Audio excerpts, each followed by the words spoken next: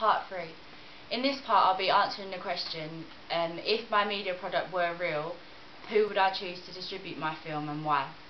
So first of all, I made a list of all my, well, not my favourite films, but all the thriller films I could think of that were similar to mine, meaning that they were supernatural or paranormal thrillers.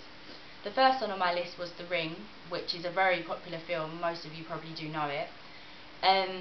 When I researched it on IMDb, it was actually distributed by Universal Pictures, which of course you've heard of before because they are such a big distributor.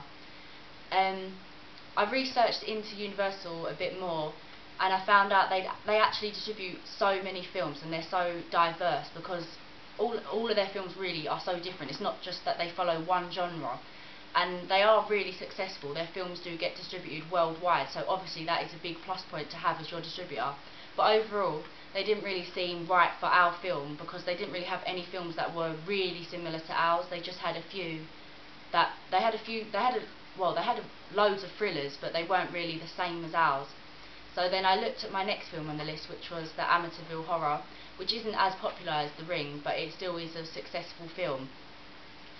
This film was produced by Dimension Films, but it was actually distributed by 20th Century Fox, which of course is a really big title as well. It is a big company, and it would be good to have them on board as a distributor because they would get it distributed worldwide and would pretty much guarantee success around the world.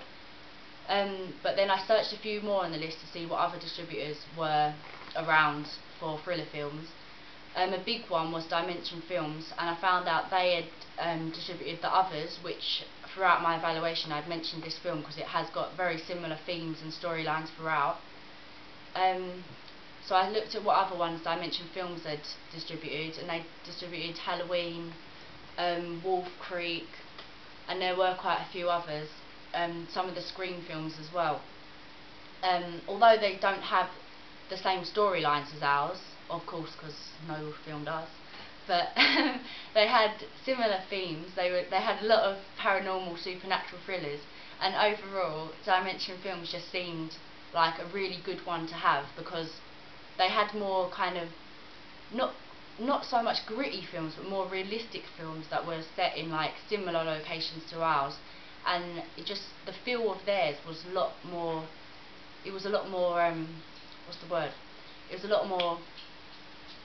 It was just better for ours. It was just like it went with ours more well. Like it would have been a much better distributor to have rather than Universal because our film just isn't. Like our film isn't Hollywood. It's more. It would be more like an independent production rather than a Hollywood one because it's not glossy and it's not over dramatized like Hollywood films are. So it wouldn't really fit in if it was distributed by if it was distributed by a Hollywood distributor such as Universal.